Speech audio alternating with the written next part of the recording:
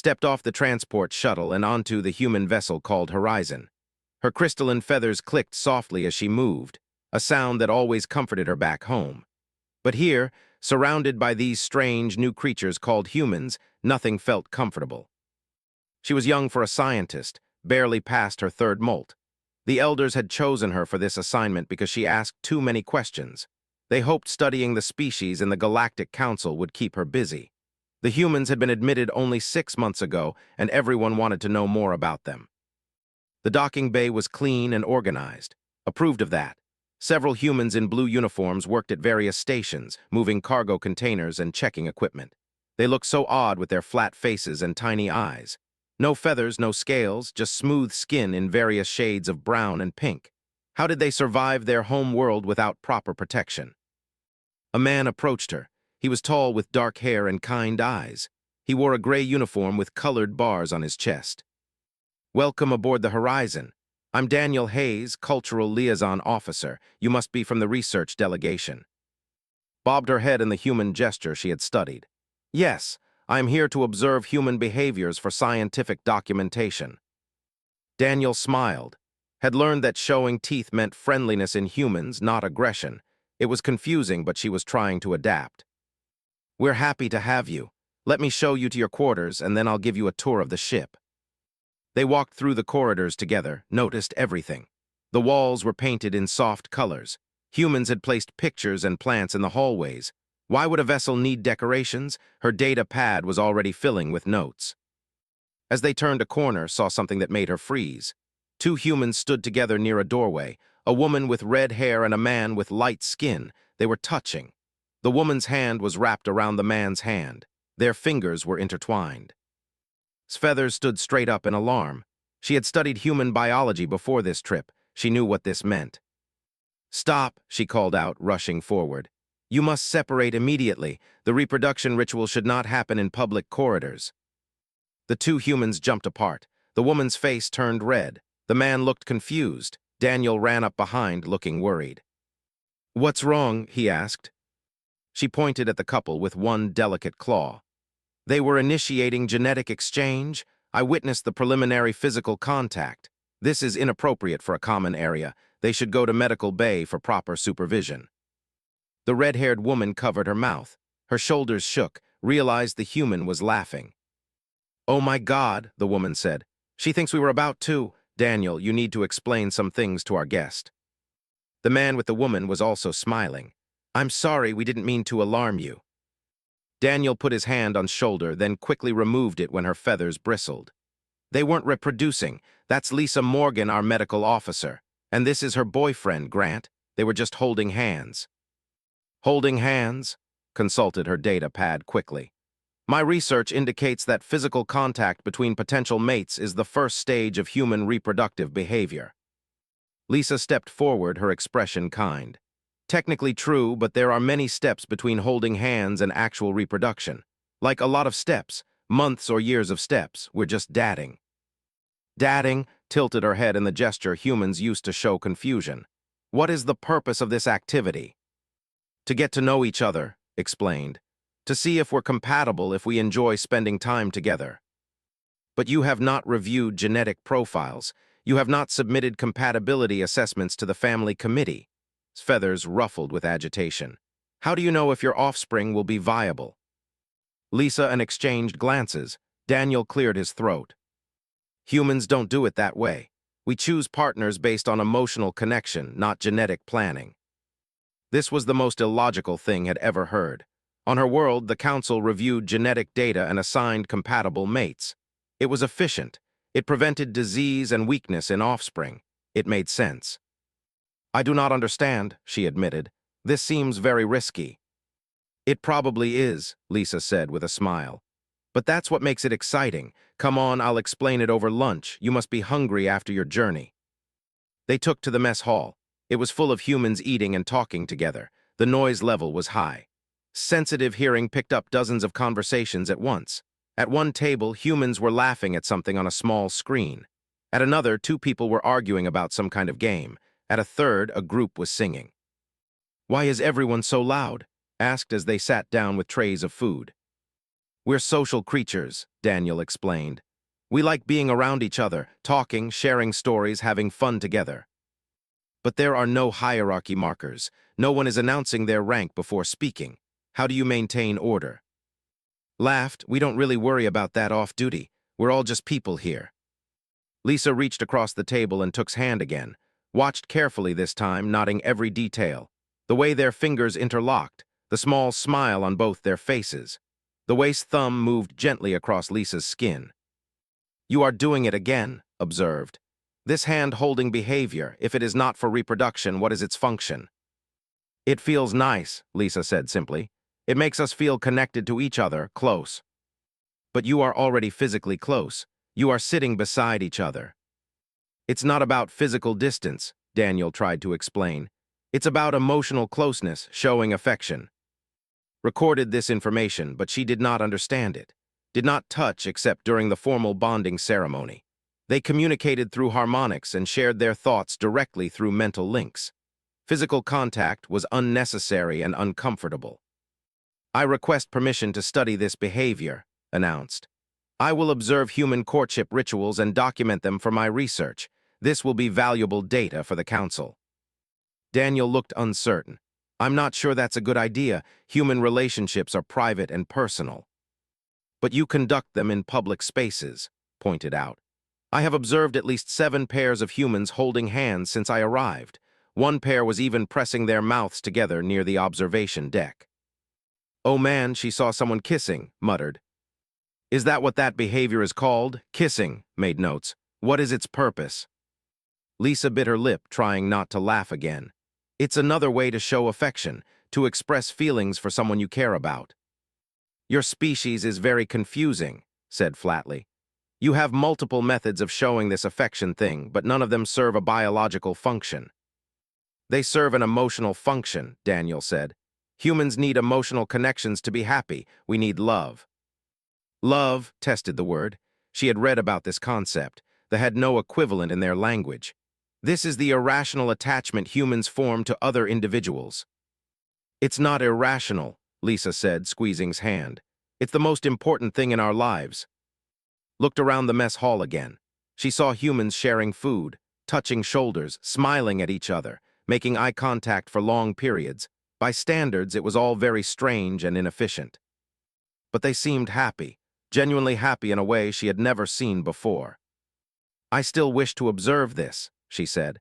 If I am to understand humans, I must understand this love thing you speak of. Will you permit me to follow you and document your behaviors? Daniel sighed. Fine, but you have to be respectful and no scanning equipment during private moments. Agreed, said, already excited about her new research project. She had come here expecting to document human technology and social structures. Instead, she had discovered something far more interesting. Humans had separated reproduction from emotional bonding. They touched each other for no logical reason. They formed attachments based on feelings rather than genetic compatibility. It made no sense at all, which meant she had to understand it. For the next 3 days, Daniel Hayes could not shake his shadow. Followed him everywhere, her data pad always in hand, recording everything he did. When he brushed his teeth in the morning, she was outside his quarters waiting. When he went to the bridge for his shift, she sat in the corner taking notes. When he tried to eat lunch alone, she appeared with her own tray and sat across from him. Do all humans consume food 3 times per day? She asked, watching him eat a sandwich. Most of us, yeah, Daniel said, resigned to having no privacy. And you select food based on taste, rather than nutritional optimization. Pretty much. Made a note, inefficient but interesting. Captain Greg Palmer found the situation amusing. He stopped by Daniel's station one afternoon while was measuring the distance between Daniel's chair and his monitor. How's our resident scientist doing? The captain asked with a grin. She measured how long I spent in the bathroom this morning, Daniel muttered. I am gathering comprehensive data, said, not looking up from her pad. All behaviors are relevant to understanding the species. The captain patted Daniel's shoulder. Think of it as cultural exchange. Besides, she's not hurting anyone. That evening, Daniel met Lisa at the ship's recreation room. They had planned to watch a movie together, something they did twice a week when their schedules aligned. He should have known would follow. The alien scientist settled into a seat behind them, her crystalline feathers gleaming in the dim light. Several other crew members were scattered around the room, chatting quietly before the movie started. "Does she have to watch us?" Lisa whispered. "I can hear your quiet speech," announced. "Hearing is superior to human range." Lisa sighed. "Of course it is." The movie was an old romantic comedy from Earth. Daniel had seen it before, but Lisa loved it. Within 20 minutes, she was leaning against his shoulder, laughing at the jokes. Daniel put his arm around her, comfortable and warm. Behind them, his data pad clicked rapidly as she recorded observations. Halfway through the film, during a particularly emotional scene, Lisa sniffled. Daniel glanced over and saw tears on her cheeks. He handed her a tissue. "Are you injured?" His voice came from behind them. "Shall I summon medical assistance?" "No, I'm fine," Lisa said, wiping her eyes. "It's just a sad part of the movie." "You are producing tears but claim to be uninjured," said slowly. "This is a voluntary response to fictional events." "It's called empathy," Daniel explained. "We feel what the characters feel even though we know they're not real." Was quiet for a moment. "You experience emotional distress for people who do not exist." "Yes. That is the most illogical thing I have documented yet." But her data pad clicked away, recording every detail. When the movie ended, most of the crew filtered out. A few stayed to chat. Daniel and Lisa remained on the couch, talking quietly. They discussed their days, shared small jokes, made plans for the weekend. Simple conversation the kind couples had everywhere. "I do not understand the purpose of this activity," said, moving to sit across from them. "You already know each other. Why repeat information about your daily tasks?" "We're not just exchanging information," Lisa tried to explain. "We're connecting, sharing our lives with each other." "But your lives intersect daily on this vessel. You already share physical space." Daniel rubbed his temples. Explaining human emotions to someone who didn't have them was exhausting. It's about intimacy, emotional closeness, wanting to be part of each other's experiences. Even mundane experiences like consuming coffee or filing reports. "Especially those," Lisa said with a smile. "The little moments matter most." His head tilted in that confused gesture. "I will need more observation to understand this concept." Over the next week, expanded her research. She attended the ship's game night where humans gathered to play board games and card games. She watched them argue over rules, laugh at bad moves, and celebrate victories. She noted how they touched each other casually, hands on shoulders, friendly shoves, high fives. "You have physical contact with individuals who are not your mates," observed during one game. "Does this not cause confusion about reproductive intent?" The table went silent, then everyone burst out laughing. A young woman named Martinez explained between giggles. "Not all touching is romantic. Friends touch too, it's just friendly affection." "You have different categories of affection." "Of course," said Wright, another crew member. "There's friendship love, romantic love, family love. They're all different." "Your language has one word for multiple distinct emotions." His feathers ruffled. "How do you differentiate?" Context said, "We just know." Found this deeply unsatisfying, but she recorded it anyway. The breakthrough came on the 8th day of observation. Daniel and Lisa were in the mess hall having breakfast when an argument started at a nearby table. Recognized the two humans, a couple named Amy and Parker. She had documented them holding hands 3 times. But now they were not touching, they were angry. "I can't believe you forgot," Amy was saying, her voice sharp. "I told you how important this was." "I got called to engineering for an emergency," protested. "What was I supposed to do?" "You were supposed to remember that my brother's birthday call was scheduled. I wanted you there." "I'm sorry, okay? I forgot. It's not the end of the world." Amy stood up, her eyes wet. "Maybe it's not to you." She left the mess hall, sat there looking miserable, watched this with great interest. She had not documented human couple conflict before.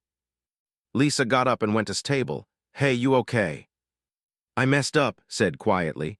"I always mess up the important stuff." "Go apologize," Lisa advised. "Really apologize, not just say sorry. Tell her you understand why it hurt." "What if she doesn't want to talk to me?" "Then give her space and try again later. Relationships take work." Nodded and left, immediately approached Lisa and Daniel.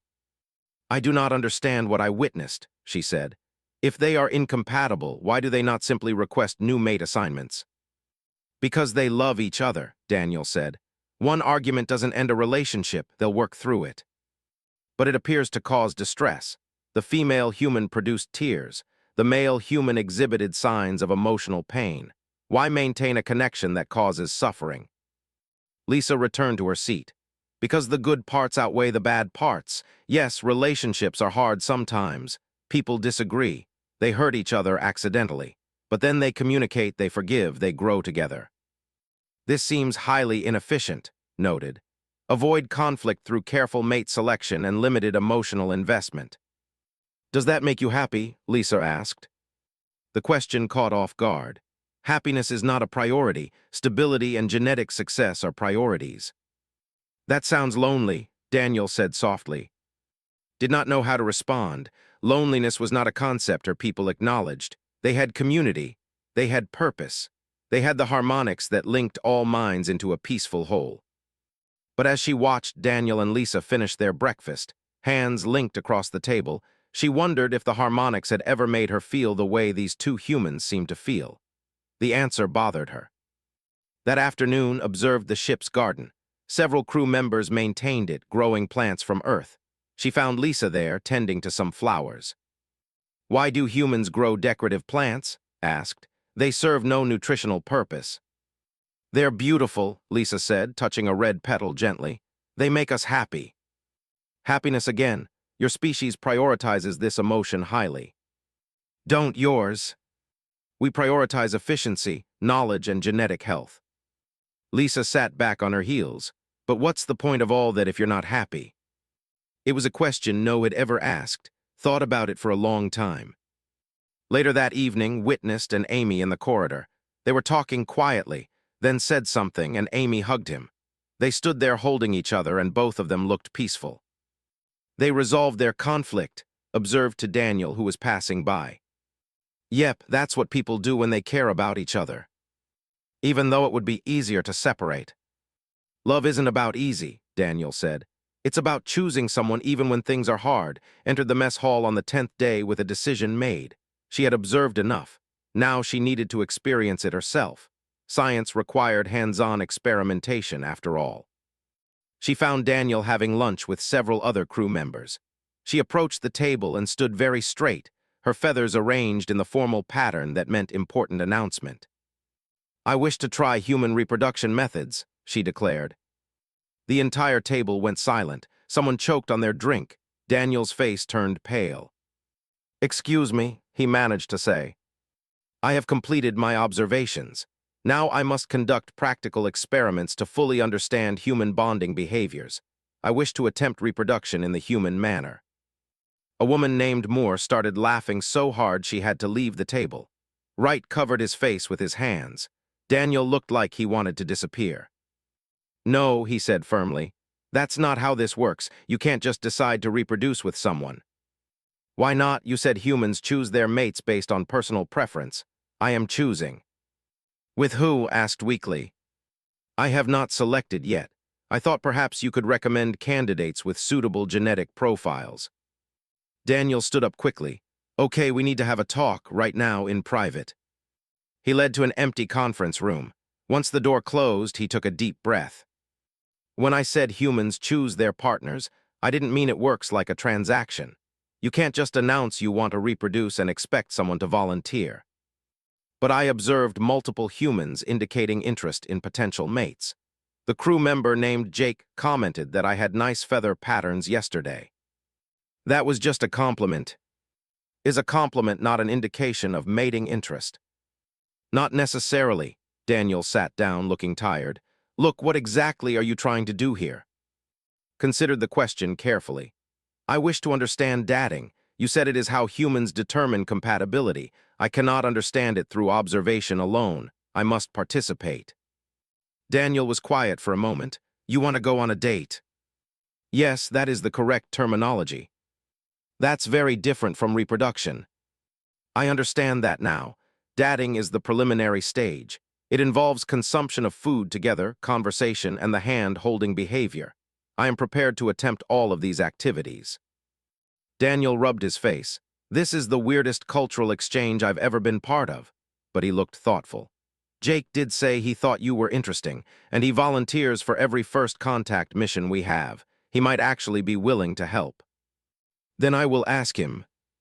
Wait, let me talk to him first, just to make sure he understands what you're asking for. 20 minutes later, Jake sat in the same conference room looking confused but intrigued. He was young, probably mid-20s, with light brown hair and curious green eyes, had observed him during her research. He worked in the ship's communications department and had a reputation for being friendly with everyone. So, Jake said slowly, you want to go on a date with me, like a real date. I want to participate in human courtship behavior for research purposes, clarified. Daniel suggested you might be willing to assist. Right, for research. Jake glanced at Daniel, who shrugged. Sure, I guess, could be fun. I've never dated an alien before. What parameters do human dates normally follow? Asked, pulling out her data pad. You probably shouldn't bring that, Jake said, pointing at the device. Dates are supposed to be natural, not documented. Clutched her pad closer. But how will I record my findings? That's kind of the point, Daniel said gently. You experience it, not just study it. Reluctantly, agreed to leave her data pad in her quarters. Jake suggested dinner in the mess hall the following evening, prepared by reviewing all her notes on human dating behavior. The next evening, she arrived at the mess hall exactly on time. Jake was already there, sitting at a corner table with 2 trays of food. He had even placed a small flower in a cup between them, recognized it from the ship's garden. Hi, Jake said, smiling. You look nice. Looked down at herself. She looked the same as always. I have not altered my appearance. It's just something you say at the start of a date, to be nice. I see, sat down across from him. Your genetic lineage appears adequate as well. Jake laughed, though he looked a bit confused. Thanks, I think. They began eating, had researched human table manners extensively. She used her utensils correctly and chewed with her mouth closed. But the silence felt wrong. Humans always talked during meals. What is your family structure? She asked, trying to make conversation. My family, pretty standard. Parents, 1 sister, they live in Seattle, that's a city on Earth. How many offspring were assigned to your parents? Assigned? Nobody assigned us. My parents just decided to have 2 kids. They were permitted to choose the quantity. Well, yeah, that's how it works for humans. Process this, more human inefficiency. What if they chose incorrectly and produced incompatible offspring? Jake blinked. I don't think that's really a thing. I mean, me and my sister fought sometimes as kids, but we love each other. Love, this word appears frequently in human conversation. Because it's important to us, Jake leaned forward. What about you? Do you have siblings? I have clutch mates, 17 others who hatched from the same breeding cycle. We share genetic donors, but we were raised communally. I do not know most of them well. That sounds lonely. Do not experience loneliness. We have the harmonics. Jake looked fascinated. What are harmonics? Tried to explain the mental connection all shared, the constant low-level awareness of others of her kind. But words could not capture it properly. Jake listened intently anyway, asking questions and seeming genuinely interested. That sounds amazing, he said when she finished, but also kind of overwhelming. It is efficient. We always know what others need. There is no confusion or miscommunication. But doesn't it get tiring, never being alone in your own head? No one had ever asked her that before, thought about it. Sometimes I travel far from others to reduce the harmonics. It is peaceful. You like being alone. I like quiet. My people think this is unusual. Jake smiled. I get that. Sometimes I go to the observation deck late at night when no one else is there, just to think. You also like solitude. Sometimes, is that weird? It is compatible, said without thinking. Then she realized what she had said. That was the word used to describe good mate pairings, but Jake just looked pleased. The conversation continued. Jake told her about Earth, about growing up near an ocean, about wanting to explore space since he was small, found herself enjoying his stories. He made her feel calm, which was strange because humans usually made her nervous. When the meal ended, Jake stood up. Want to walk around the ship? I can show you my favorite spots. Agreed, they walked slowly through the corridors. Jake pointed out details she had not noticed before. A window with the best view of stars. A quiet corner where you could read without interruption. A panel that hummed at a frequency he found soothing. "How do you know about these things?" asked. "I pay attention. I like to notice the small stuff." They reached the observation deck. The stars stretched out before them, countless points of light in the darkness. Had seen space many times, but somehow it looked different now. "It's beautiful, right?" Jake said softly. "Yes, agreed," and she meant it. Jake moved closer. His hand brushed against hers, jumped back, her feathers bristling in alarm. "Sorry," Jake said quickly. "I thought we were having a moment. I should have asked first." "Asked for what?" "Permission to hold your hand." Looked at his extended hand. She had observed this behavior many times, but participating was different. The thought of touching him made her chest feel tight. "I do not think I am ready for physical contact," she admitted. "That's okay. We can go at whatever pace you're comfortable with." "Most humans would be disappointed." "Maybe, but I'm not most humans," Jake smiled at her. "This is supposed to be fun, not stressful. We'll just talk. That's good enough for me." They sat on the floor of the observation deck, backs against the wall, looking at the stars. They talked about their lives, their hopes, their fears. Jake wanted to see a planet made entirely of water that scientists had discovered. Wanted to publish a research paper that would make the elders take her seriously. "You will," Jake said with confidence. "You're one of the people I've ever met.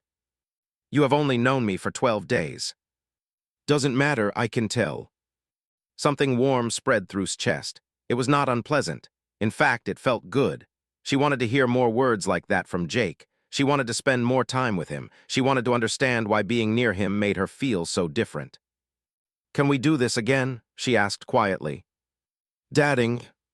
"Yes, more dates." Jake's whole face lit up. "I'd really like that." They sat together until late, talking and watching the stars. Forgot about her research. She forgot 3 weeks passed. No longer carried her data pad everywhere. She had stopped taking notes about human behavior. Instead, she found herself simply living among them. She and Jake had been on 7 more dates. They watched movies together. They played games with the crew. They spent hours on the observation deck talking about everything and nothing. Slowly, carefully, had grown comfortable with small touches. Their hands would brush when they walked. He would tap her shoulder to get her attention. She found she liked it. The other crew members noticed the change in her. At game night, commented on it.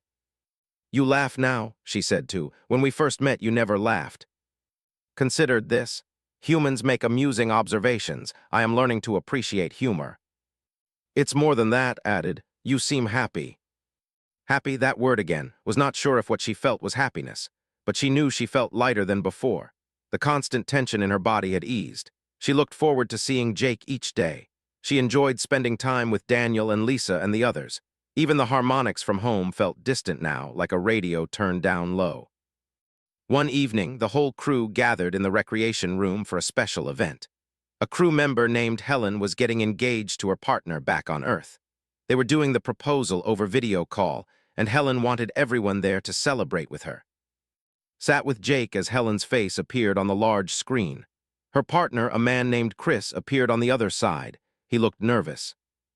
"Helen," Chris began, his voice shaking slightly, "we've been together for 3 years now.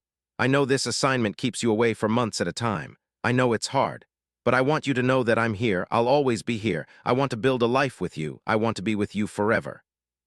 He held up a small ring. "Will you marry me?" Helen's eyes filled with tears. "Yes, yes, of course, yes."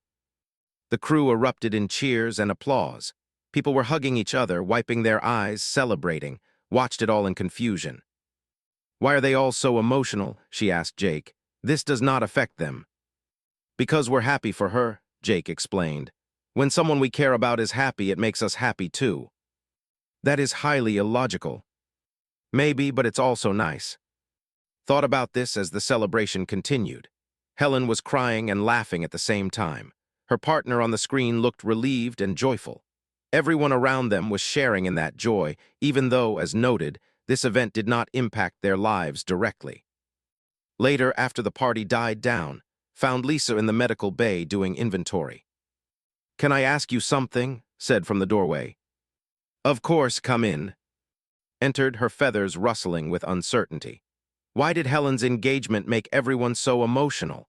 Do not celebrate mate pairings. It is simply a biological necessity. Lisa set down her data pad. Because for us, it's not about biology, it's about love. Helen chose to spend her life with someone and that person chose her back. That's special. But the choice could be wrong. They could be incompatible. They might be, but they're willing to take that risk because they love each other. Lisa smiled. That's what makes it beautiful. It's not safe or guaranteed. It's a leap of faith. Faith is belief without evidence. Exactly. His head tilted. That does not seem wise. Probably not, but love isn't about being wise. It's about being brave enough to let someone matter to you, even though you could get hurt. Something clicked in his mind. She thought about Jake, about how his smile made her chest feel warm, about how she looked for him in every room, about how his absence made her restless. I think I am experiencing a problem, said quietly. Lisa's expression grew concerned. What kind of problem? When Jake is not present, I feel uncomfortable. When he is present, I feel calm. I think about him frequently. I want to spend time with him more than I want to conduct my research. My behavior is becoming inefficient. A slow smile spread across Lisa's face. That's not a problem. That's called developing feelings for someone. Feelings? You're falling for him, maybe even falling in love. The words hit like physical force. Love. The emotion humans talked about constantly. The thing that made them do illogical things. The reason they chose mates based on compatibility of personality rather than genetics. That is not possible, said firmly. Do not fall in love. We do not have the biological structures for it. Are you sure about that? Because from where I'm standing, you're showing all the signs. Left the medical bay in turmoil. She tried to connect to the harmonics, seeking the calm presence of her people. But the connection was weak, stretched thin by distance, and for the first time she was not sure she wanted it back.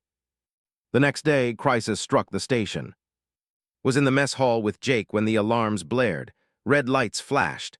Captain Palmer's voice came over the speakers. All personnel to stations. We have hostile vessels approaching. This is not a drill. The crew moved with practiced efficiency. Jake grabs hand. Come on, you need to get to the evacuation pods. What is happening? Raiders, they attack ships sometimes, looking for supplies or hostages. He was pulling her toward the corridor. You'll be safe in the pods. But they never made it. A massive impact rocked the ship. Fell, her claws scraping across the floor. Jake caught her, pulling her back up. Then there was another explosion, closer this time. Part of the corridor ceiling collapsed. Jake shoved out of the way. The debris fell on him instead. He cried out in pain and went down hard. Jake rushed to his side. Blood was spreading across his uniform. A piece of metal had pierced his side. I'm okay, he gasped, but he clearly was not. Straining took over. She applied pressure to the wound, trying to stop the bleeding. Her hands shook. No, not hands, claws. Her claws were covered in his blood. Stay with me, she commanded. Do not close your eyes. Bossy, he mumbled, trying to smile. Medical personnel arrived. They loaded Jake onto a stretcher, tried to follow, but someone held her back. Let them work, Daniel said gently. He'll be okay. But could not be calm. Her chest felt tight. Her breathing was rapid. Her feathers stood on end. This was fear, real, terrible fear. I cannot lose him, she heard herself say. Please, I cannot. Daniel looked at her with understanding. You love him. I do not know what that means. Yes, you do. You know exactly what it means. Hours later, Lisa found sitting outside the medical bay. She had not moved since they brought Jake in. He's stable, Lisa reported. The injury looked worse than it was. He'll need a few days of rest, but he'll be fine. Relief flooded through so intensely she felt dizzy. Can I see him? He's sleeping, but yes. Jake lay in a medical bed, his chest rising and falling steadily. Monitors beeped softly. He looked pale but peaceful, approached slowly and after a moment of hesitation took his hand. His fingers curled around hers automatically, even in sleep. Something inside broke open. Or maybe it just unlocked. She understood now. This feeling, this terrible, wonderful feeling, this was what humans meant by love. The willingness to hurt for someone. The joy in their presence. The fear of losing them. The choice to care even when it was illogical. I love you, she whispered in the quiet room, testing the words they felt true. Jake's eyes fluttered open. He smiled weakly. Did you just say what I think you said? I do not know what I am doing, admitted. But yes, I believe I love you, even though it makes no sense, even though we are different species, even though my people will not understand.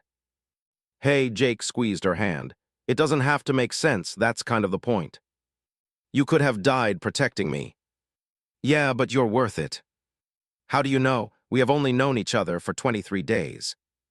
Because in those 23 days, you became one of the most important people in my life. He pulled her hand closer, kissing her knuckles gently.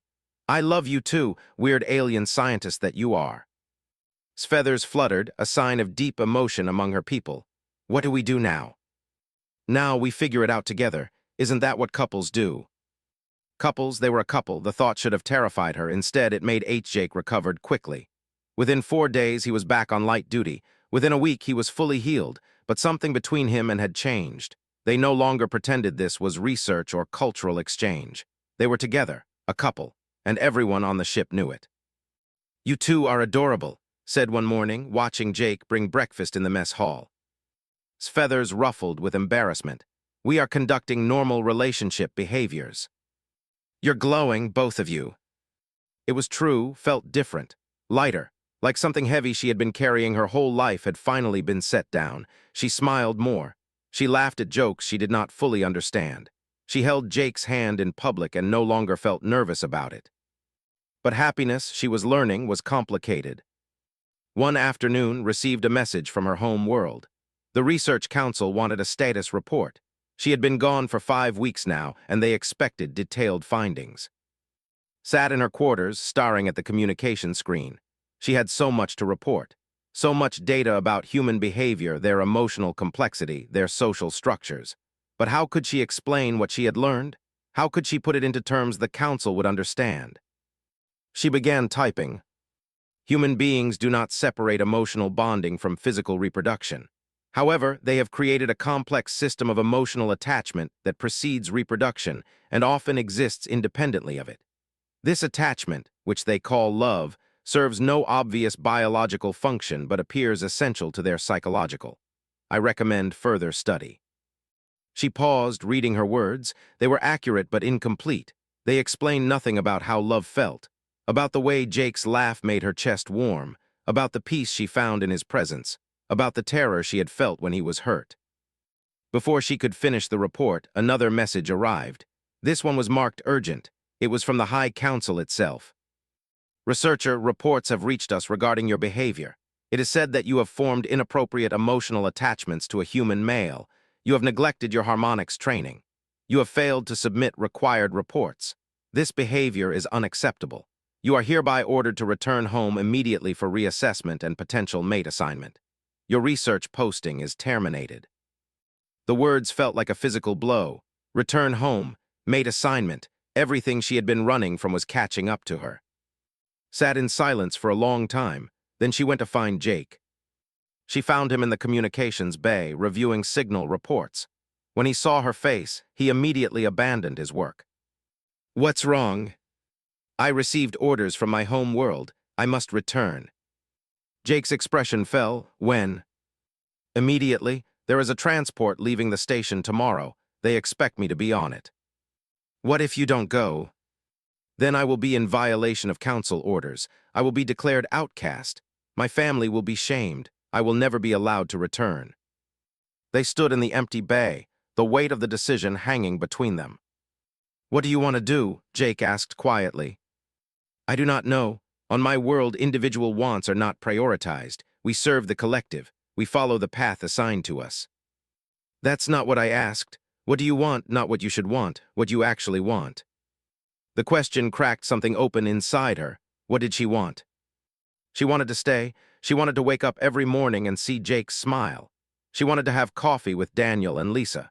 She wanted to attend game nights and watch movies and learn more about this strange, wonderful species. She wanted to keep feeling this lightness in her chest, this sense of belonging. But wanting something did not make it right. My people need me, she said. I have obligations, responsibilities. I know, and I would never ask you to give up your whole life for me. Jake took her hands gently.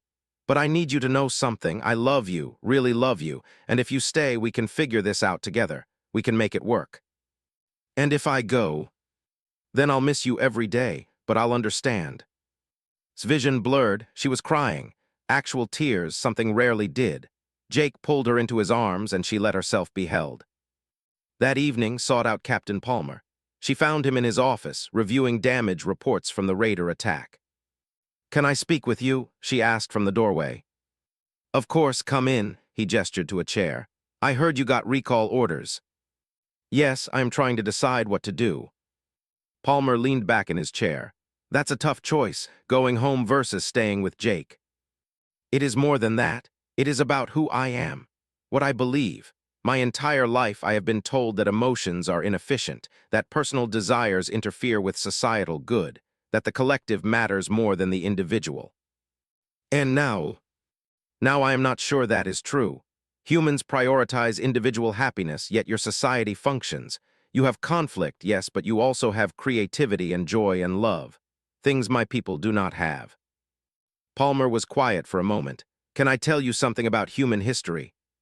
Nodded. "A long time ago, we tried to build perfect societies.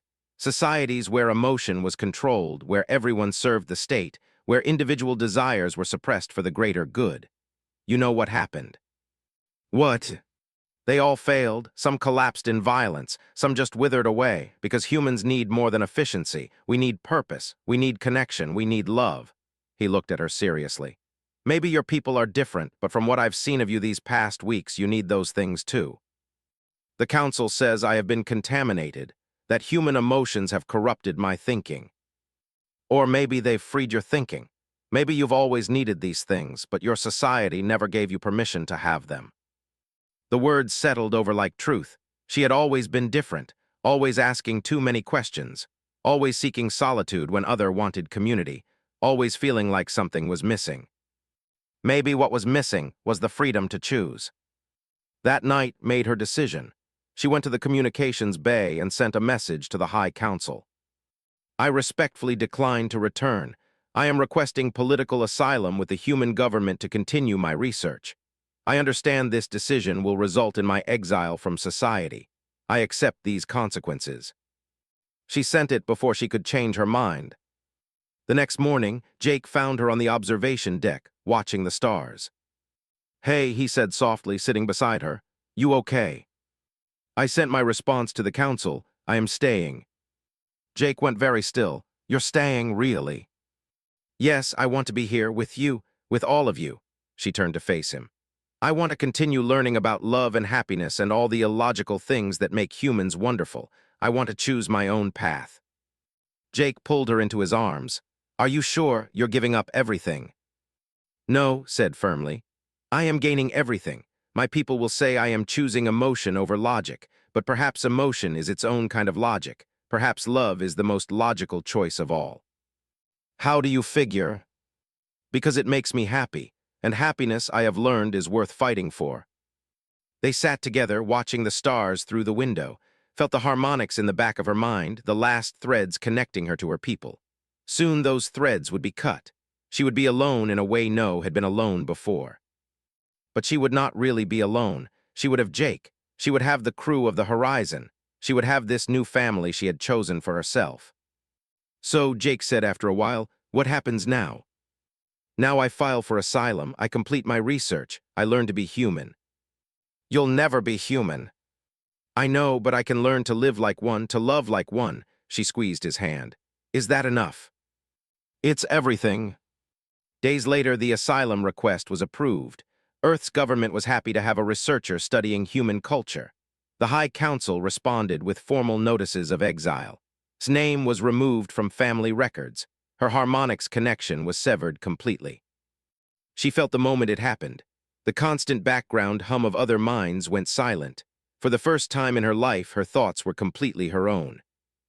It should have been terrifying. Instead, it felt like freedom. Lisa helped her move into permanent quarters on the Horizon, brought her a plant for her room, taught her to play poker. Daniel made sure she understood Earth laws and customs. They all welcomed her, not as a research subject or an alien observer, but as one of them. That evening, and Jake walked through the ship's garden. The flowers were blooming. The air smelled sweet. Earth plants growing in space, tended by humans who believed beauty was worth the effort. "I need to ask you something," said, stopping near the roses. "Okay," Jake said, looking curious. "Humans really do that to reproduce? All the dadding and hand-holding and spending time together. It seems like a very complicated process." Jake laughed. "Yeah, we really do. Pretty weird, right?" "Very weird," agreed. "But I think I understand it now. You do not do it to reproduce. You do it to connect, to choose each other, to build something together." "Exactly." "Can I try?" she asked softly. "Can I try building something with you?" Jake smiled, pulling her close. "I thought you'd never ask." They kissed then, something had been nervous about for weeks. It was strange and wonderful, and nothing like the clinical bonding ceremonies of her people. It was messy and emotional and perfect. When they pulled apart, looked up at the stars through the garden's transparent dome. Somewhere out there was her home world, the people who had raised her, the life she had left behind. She felt no regret. "I want to write a final report," she said, "for my people, even though they will not read it." "What will it say?" Thought for a moment. "It will say that humanity's greatest strength is not their technology or their adaptability. It is their capacity to choose love over efficiency, to value connection over optimization. They understand that the purpose of life is not to survive, but to live. And that living means accepting the beautiful, illogical, wonderful chaos of loving someone else." "That's a good report," Jake said. "I will conclude by stating that I recommend all species study this phenomenon, and that I intend to spend my life doing exactly that." Jake kissed her forehead. "Sounds like a plan." They walked back through the garden together, hand in hand. Behind them, the flowers bloomed in their inefficient beauty. Above them, the stars shone in their impossible vastness. And between them, love grew in all its illogical perfection. Had come to this ship searching for data. She had found something far more valuable. She had found a home. She had found family. She had found love. And she had learned that sometimes, the most important discoveries cannot be measured or documented. Sometimes they can only be felt. She had asked if she could try human reproduction methods. What she had really been asking was if she could try being happy, if she could try choosing her own path, if she could try loving someone with all the messy, complicated, wonderful feelings that came with it. The answer she now knew was yes, always yes. And that was the most human thing she had ever learned. Feel safe." She stayed by his side all night, holding his hand, and for the first time since leaving her home world felt like she belonged somewhere. Not because of efficiency or biological imperatives, but because she chose to be there, because he chose her back. And that, she finally understood, was what made humans special. They chose love, again and again, even when it was hard, even when it hurt, even when it made no logical sense. They chose it anyway. About her data pad, she forgot about trying to understand humans. Instead, she just enjoyed being with Jake, and that was the most thing she had ever done. Ally when things are hard. Recorded this, but she also felt something strange. A flutter in her chest, a warmth she could not explain. She had been among humans for 8 days, and already they were changing her. She could feel it. The question was whether that change was dangerous or wonderful. She suspected it might be both. Her scientific curiosity demanded nothing less.